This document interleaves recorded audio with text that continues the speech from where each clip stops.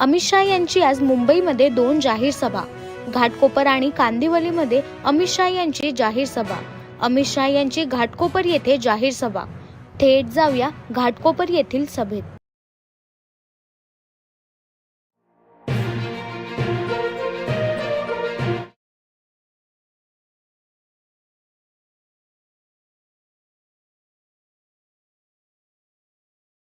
उठाइए दोनों हाथ, विजय के संकल्प की मुट्ठी भींचिए और प्रचंड आवाज से बोलिए, भारत माता की जय जय जय जय जय शिवाजी, जय जय जय जय जय भवानी। मंच पर उपस्थित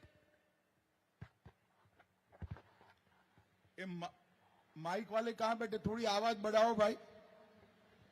मंच पर उपस्थित मुंबई प्रदेश भाजपा के अध्यक्ष श्रीमान आशीष सेलार जी, मेरे मित्र और भाजपा के नेता डॉक्टर किरीट सोमैया जी, हमारे पूर्व सांसद मनोज कोटक जी, श्रीमान प्रकाश मेहता जी, दिलीप दलवी जी, सुषमा जी सावंत, श्री रवि पुंज, शिवाजी राव नालवड़े जी, सुरेश भालेराव जी, बहन योजना ठाकरे जी, और आज जिनको जिताने की अपील करने के लिए आया हो, घाटकोपर पूर्व के हमारे प्रत्याशी भाई पराग शाह के लिए जोर से ताली बजाइए। घाटकोपर पश्चिम से श्री राम कदम जी, आगे आओ राम कदम जी। मुलुंड से श्री मिहिर कोटेजा जी, विक्रोली से बहन सुवर्णा करंजे जी, सुवर्णा जी आगे आइए, थोड़ा शब्द दिख पाए। मानखुर्द शिवाजी नगर से श्री सुरेश पाटिल जी, और भांडुप से श्री अशोक पाटिल जी, और आज के कार्यक्रम में इतनी बड़ी संख्या में आए हुए प्यारे भाइयों बहनों माताओं और मेरे जिगर के टुकड़े जैसे युवा मित्रों, आप सभी को मेरा राम राम।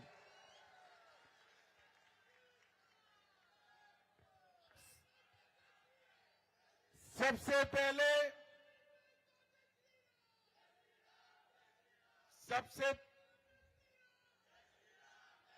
भैया टीवी वाले अब बैठ जाओ, मैं यहीं रहकर खड़ा रहने वाला हूं। बैठ जाओ जरा सेट कर बैठ जाइए भाई, आप भी बैठ जाइए। अरे बैठ जाओ यार, मैं जिद्दी टाइप का आदमी हूं, बाद में ही बोलूंगा, बैठ जाओ। सबसे पहले मैं सिद्धि विनायक जी के चरणों में मेरा प्रणाम कर मेरी बात की शुरुआत करता हूं। मुंबा देवी और महालक्ष्मी माता को भी प्रणाम कर मेरी बात की शुरुआत करता हूं। भाइयों बहनों, ये महाराष्ट्र की भूमि जहां से छत्रपति शिवाजी महाराज ने पूरे देश को स्वराज, स्वधर्म और स्वभाषा का रास्ता दिखाया। छत्रपति शिवाजी महाराज, धर्म संरक्षक संभाजी महाराज, वीर सावरकर जी, तिलक महाराज, महात्मा फूले और डॉक्टर भीमराव अंबेडकर को भी प्रणाम कर मैं अपनी बात की शुरुआत करता हूं। भाइयों बहनों, मैं पूरे महाराष्ट्र में घूमकर आज घाटकोपर आया हूं। मैं विदर्भ में भी गया, पश्चिम महाराष्ट्र में भी गया, उत्तर महाराष्ट्र में भी गया, कोंकण में भी गया और मुंबई भी एक बार आकर गया। मैं आज आपको महाराष्ट्र चुनाव का परिणाम बताना चाहता हूं। घाटकोपर वालों, सुनना है क्या आपको? जरा जोर से बोले, सुनना है ना? तो मैं महाराष्ट्र की दीवारों पर बड़े बड़े अक्षरों से लिखा हुआ पढ़ पाता हूं, यहां महायुति की सरकार बनने जा रही है और अगाड़ी का सुपड़ा साफ होने वाला है। भाइयों बहनों, कुछ दिन पहले एक ही दिन मैंने भारतीय जनता पार्टी का संकल्प पत्र महाराष्ट्र की जनता के सामने रखा और उसी दिन खड़गे जी ने महाअघाड़ी का संकल्प पत्र, घोषणा पत्र जनता के सामने रखा। मैं आप सभी को बताने आया हूं, उसके कुछ दिन पहले ही खड़गे जी ने महाराष्ट्र कांग्रेस को कहा, वादे ऐसे करिए जो पूरे हो पाए, ऐसे वादे मत करिए कि जो पूरे न हो। अब मुझे बताओ, कांग्रेस के वादों पर कांग्रेस के राष्ट्रीय अध्यक्ष को भी भरोसा नहीं है। आपको है क्या? जरा जोर से बोलो, है क्या? और दूसरी ओर नरेंद्र मोदी जी का वादा होता है जो पत्थर पर लकीर होता है। भाइयों बहनों, मैं महाराष्ट्र की और मुंबई की घाटकोपर की जनता को कहकर जाता हूं कि मोदी जी के नेतृत्व में हमने जो जो वादे किए हैं वो सारे वादे समाप्त करने की मोदी की खुद की गारंटी है, मोदी जी की गारंटी है। और हमारा ट्रैक रिकॉर्ड है कि हमने जो जो वादे किए वो पूरे किए। घाटकोपर वालों, मुझे बताओ, पूरे देश में कोई मानता था कि कश्मीर से धारा 370 चली जाएगी? कोई मानता था? भारतीय जनता पार्टी का वादा था। आपने 2019 में मोदी जी को फिर से प्रधानमंत्री बनाया। मोदी जी ने पलक झपकते ही धारा 370 को समाप्त कर दिया। और हमेशा के लिए हमारे कश्मीर को भारत के साथ जोड़ने का काम किया। और मुझे बरोबर याद है, संसद में मैं जब धारा 370 का हटाने का बिल लेकर खड़ा हुआ, ये राहुल बाबा, शरद पवार जी की पार्टी, ममता बनर्जी की पार्टी, कांग्रेस पार्टी, अखिलेश यादव की पार्टी, स्टालिन जी की पार्टी और उद्धव शिवसेना, ये सभी के सभी काऊ काऊ काऊ काऊ काऊ काऊ करने लगे।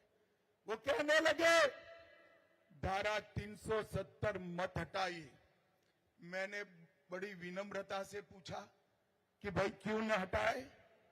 तो उन्होंने कहा, धारा 370 हटाओगे तो देश में खून की नदियां बह जाएंगी। भाइयों बहनों, आज मैं घाटकोपर की जनता के सामने कहने आया हूं, राहुल बाबा, कान खोलकर सुन लो, 370 हटे हुए 6 साल हो गए। खून की नदियां छोड़ो, किसी की कंकर चलाने की हिम्मत नहीं है, कंकर चलाने। मोदी जी ने देश को आतंकवाद से मुक्त किया है। मोदी जी ने देश को नक्सलवाद से मुक्त किया है। और अभी अभी कुछ दिन पहले कांग्रेस पार्टी ने प्रस्ताव किया कि धारा 370 वापिस लानी चाहिए। सबसे पहले तो मैं उद्धव ठाकरे को पूछना चाहता हूं, उद्धव जी, जरा महाराष्ट्र की जनता के सामने आपका स्टैंड तय करो। धारा 370 वापिस लाना चाहते हो या नहीं लाना चाहते? खैर, उद्धव जी तो सत्ता के लिए कांग्रेस की गोदी में बैठे हैं, उनके जवाब की अपेक्षा मत करना।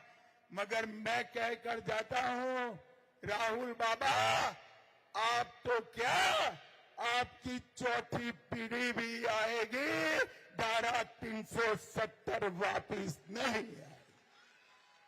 भाइयों बहनों, भारतीय जनता पार्टी के लिए कश्मीर हमारी सत्ता से भी प्यारा मुद्दा है।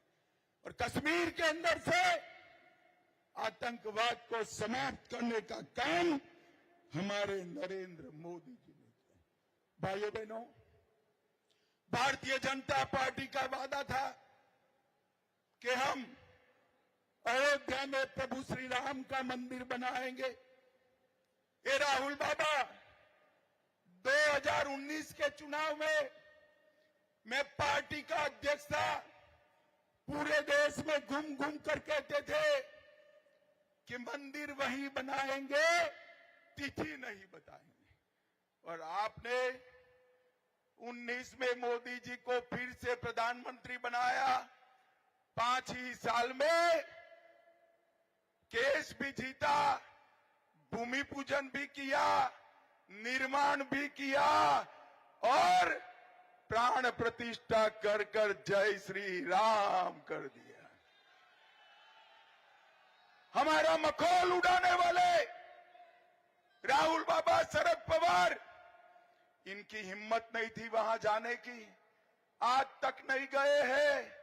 भाइयों बहनों, मोदी जी ने न केवल राम मंदिर का निर्माण किया, औरंगजेब ने तोड़ा हुआ काशी विश्वनाथ का कॉरिडोर भी फिर से बनाने का काम नरेंद्र मोदी जी ने किया। इसके साथ साथ सोमनाथ का मंदिर जो बना हुआ है, इसको फिर से सोने का बनाने का काम भी अब चालू हो गया है। भाइयों, चालू हो गया है।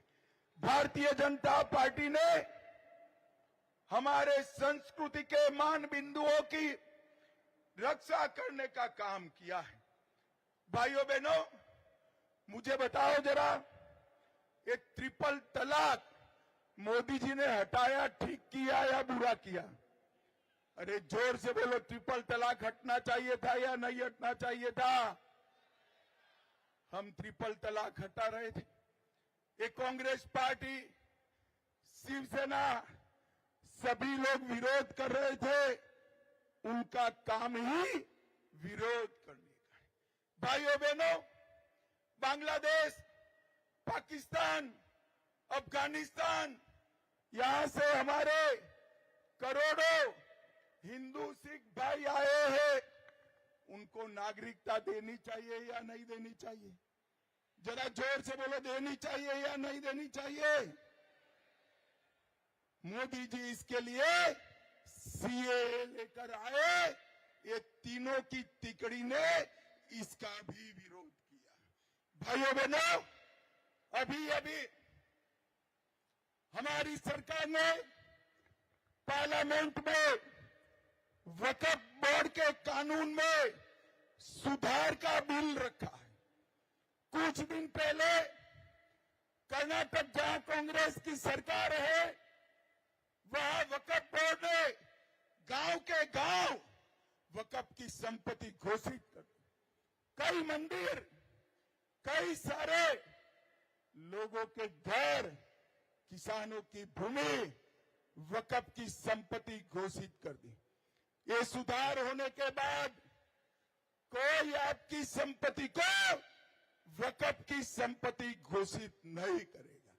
घाटकोपर वालों मुझे बताओ, ये सुधार करना चाहिए या नहीं करना चाहिए? जोर से बोलो, करना चाहिए या नहीं करना चाहिए?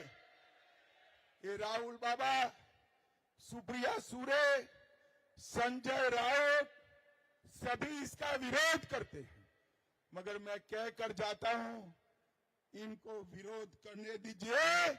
नरेंद्र मोदी सरकार वक्फ का कानून डंके की चोट पर बदलने वाली है, डंके की चोट पर बदलने वाली। किसी भी की जमीन, किसी का भी मकान इस तरह से वक्फ की संपत्ति नहीं बन सकता। ये भारत है, आजाद भारत है, किसी को इसकी परमिशन नहीं। भाइयों बहनों, अभी अभी उलेमाओं का एक बड़ा हुजूम, उलेमाओं का बड़ा हुजूम अभी अभी कांग्रेस के अध्यक्ष को मिला और कांग्रेस के अध्यक्ष ने उनको आवेदन पत्र दिया। उलेमाओं के हुजूम ने, और इसमें क्या मांगा? इसमें मांगा कि मुसलमानों को 10% आरक्षण देना चाहिए। अब भाइयों बहनों, मेरी बात ध्यान से सुनना। इस देश में 50% आरक्षण हो चुका है और इसमें अगर आप 10% मुसलमानों को देना चाहते हो तो किसी का काटना पड़ेगा। किसना काटेंगे? ओबीसी का काटेंगे, दलित का काटेंगे, आदिवासी का काटेंगे और उनकी वोट बैंक को आरक्षण देंगे। हमारा संविधान धर्म के आधार पर रिजर्वेशन की परमिशन नहीं देता है। मैं आज घाटकोपर की जनता को कहकर जाता हूं, जितना जोर लगाना है उतना ये राहुल बाबा एंड कंपनी लगा दे। हम माइनॉरिटी को आरक्षण नहीं मिलने देंगे, नहीं मिलने देंगे। ये भारतीय जनता पार्टी का संकल्प है। भाइयों बहनों, इन्होंने वक्फ बोर्ड के विकास के लिए 1000 करोड़ मांगा। मस्जिद के मौलाना को 15,000 देने की बात की है।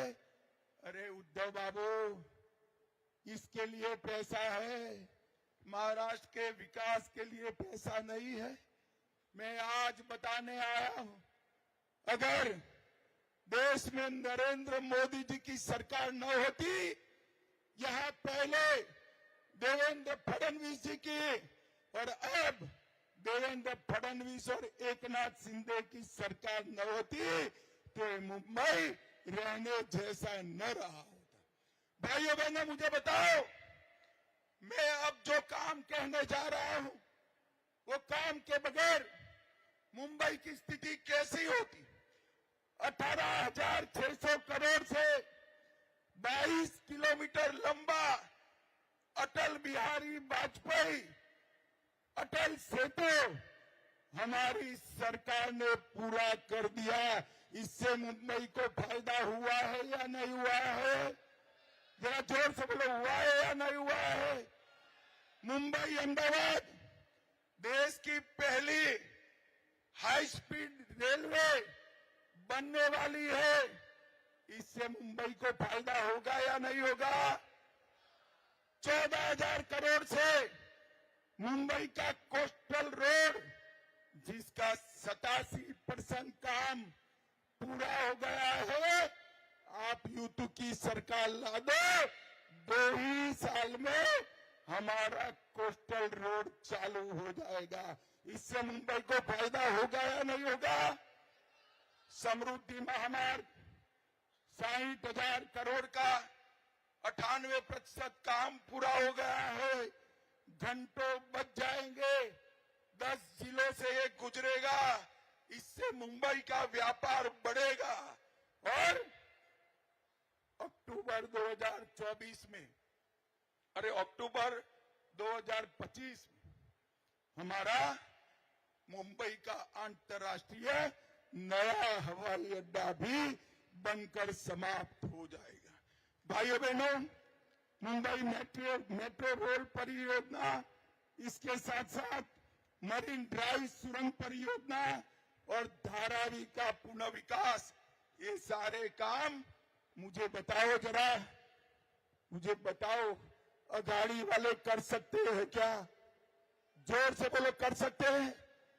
भाइयों बहनों, इन्होंने धारा 370 हटाने का विरोध किया, इन्होंने ट्रिपल तलाक हटाने का विरोध किया, सीए लाने का विरोध किया, राम जन्मभूमि मंदिर का विरोध किया और मुंबई की विकास की परियोजनाओं का भी विरोध करने का काम ये अघाड़ी की सरकार ने किया है।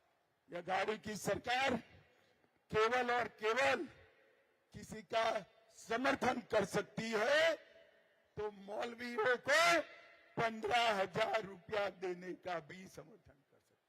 भाइयों बहनों, लाडली बहन योजना के तहत हर बहन के अकाउंट में हर महीना एक राशि जमा हुई, इसका भी विरोध किया। हम घुसपैठियों को हटा रहे हैं, उसका भी विरोध किया। औरंगाबाद का नाम छत्रपति संभाजी नगर करने का भी विरोध किया। अहमदनगर का नाम अहल्याबाई करने का भी विरोध किया। भाइयों बहनों, ये परिवारवादी संगठन और ये जनता को गुमराह करते। अभी कुछ दिन पहले राहुल बाबा संविधान की प्रतियां लहरा रहे थे, बांट रहे थे। पत्रकारों ने संविधान को खोलकर देखा तो ये नकली संविधान था, अंदर एक भी शब्द छापा नहीं हुआ था, सारे के सारे पन्ने कोरे। जो लोग जनता के साथ दावा करे उसको सत्ता देनी चाहिए क्या? जोर से बोलो, देनी चाहिए क्या? भाइयों बहनों, मुंबई और महाराष्ट्र का विकास केवल और केवल नरेंद्र मोदी जी के हाथ से हो सकता है। यहां पर महायुति की सरकार लाइए, तभी जाकर महाराष्ट्र और मुंबई का विकास होगा। आज मैं मुंबई में शरद पवार जी को, राहुल गांधी जी को पूछना चाहता हूं, 2004 से 14 तक आपकी सरकार चली, आपने महाराष्ट्र के विकास के लिए कितना रुपया भेजा? भाइयों बहनों, हिसाब नहीं देते, मगर मैं हिसाब लेकर आया हूं। 2004 से 14 तक इन्होंने 1,91,000 करोड़ रुपया दिया, सिर्फ 1,91,000 करोड़। और 14 से 24 में मोदी जी ने 1,91,000 करोड़ के सामने 10,15,890 करोड़ रुपया देने का काम किया। ये विकास की धारा नरेंद्र भाई ही आगे बढ़ा सकते, एकनाथ शिंदे, देवेंद्र जी और अजीत दादा की टीम ही बढ़ा सकती है। और अंत में मैं ये पूछना चाहता हूं, भाइयों बहनों, क्या आपको लगता है कि राहुल बाबा के नेतृत्व में अघाड़ी देश को सुरक्षित कर सकती है क्या? जोर से बोलो, कर सकती है? आतंकवाद का खात्मा कर सकती है? नक्सलवाद का खात्मा कर सकती है? उनके समय में आए दिन पाकिस्तान से आतंकवादी आकर बम धमाके कर पाकिस्तान चले जाते थे। नरेंद्र मोदी जी की सरकार बनाई, उरी और पुलवामा में हमला हुआ, 10 ही दिन में पाकिस्तान के घर में घुसकर सर्जिकल स्ट्राइक और एयर स्ट्राइक कर आतंकवादियों का हिसाब किताब चुकता करने का काम नरेंद्र मोदी जी ने किया है। ये वोट बैंक की लालच में देश को असुरक्षित करेंगे। इनके हाथ में ना महाराष्ट्र सुरक्षित है, ना देश सुरक्षित है। भाइयों बहनों, मोदी जी ने महाराष्ट्र के संपूर्ण विकास का वादा किया। अभी अभी वाडवान में 70,000 करोड़ से महाराष्ट्र का, सिर्फ महाराष्ट्र का नहीं, एशिया का सबसे बड़ा पोर्ट बनाने का निर्णय नरेंद्र मोदी जी ने दिया है, जो मुंबई और पूरे महाराष्ट्र का विकास करेगा। भाइयों बहनों, मैं अंत में इतना ही कहना आया, इन लोगों के झूठे वादे और गुमराह करने वाली बातों में मत आइएगा। नरेंद्र मोदी जी ने हमारे अर्थतंत्र को 11वें नंबर से 5वें नंबर पर पहुंचाया है और 2027 में हमारा अर्थतंत्र दुनिया का तीसरे नंबर का अर्थतंत्र बनेगा। तीसरे नंबर का। देश को समृद्ध और सुरक्षित बनाने के लिए नरेंद्र मोदी जी के हाथ मजबूत करिए और नरेंद्र मोदी जी के हाथ मजबूत करने के लिए देवेंद्र फडणवीस, एकनाथ शिंदे और अजित दादा की महायुति की सरकार बनाइए। मुझे बताओ घाटकोपर वालों, 20 तारीख को कमल के निशान पर बटन दबाएंगे क्या? जरा जोर से बोलो, दबाएंगे? भाजपा के सारे प्रत्याशियों को जिताएंगे, महायुति की सरकार बनाएंगे, मोदी जी के हाथ मजबूत करेंगे। तो मेरे साथ दोनों हाथ उठाइए, उठाइए दोनों हाथ, विजय के संकल्प की मुट्ठी बीचे और बोलिए, जय श्री राम, जय जय श्री राम, भारत माता की, भारत माता की, वंदे वंदे। घाटकोपर वालों का बहुत बहुत